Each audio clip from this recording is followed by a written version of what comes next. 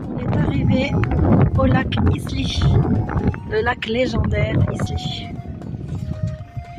Voilà, on est en pleine neige, je suis en train de...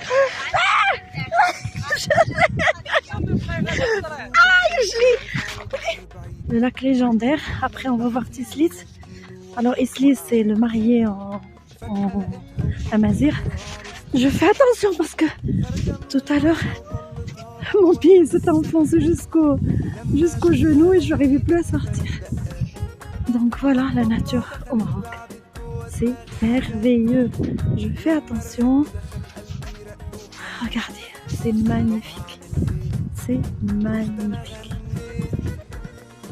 Et voilà le lac Tislitz, la mariée. Alors voilà, là il n'y a pas de neige de ce côté. Par contre, il y a des petits canards. Je sais pas, ils sont là-bas. Ils sont là-bas. La neige elle est de l'autre côté. Donc la légende dit que ces deux tribus qui ne s'entendaient pas sur une histoire de terrain. Et il y avait une fille et un garçon qui étaient amoureux. Et chacun était d'une tribu. Et bien sûr, les parents ne voulaient pas de cette union. Et donc, il y a deux versions. Alors, la première version, c'est qu'ils ont tellement pleuré que ces deux lacs se sont formés. Et la deuxième version, ils se sont noyés chacun dans un lac. Et depuis, on les appelle Isly et Tislitz. Et depuis, il y a le Moussem d'Emilchil pour le mariage.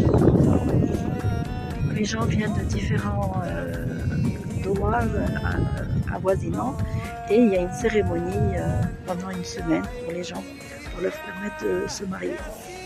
Alors, quelle est la version qui est la plus réaliste? Je vous laisse faire vos recherches. Moi, je connaissais celle de... Ils ont tellement pleuré qu'il y a eu la formation des deux lacs. Et puis hier, je viens d'entendre une autre. C'est que chacun s'est suicidé en se noyant dans un lac. Et c'est pour ça qu'on l'a appelé Isly et Tislitz, le marié et la mariée. Voilà.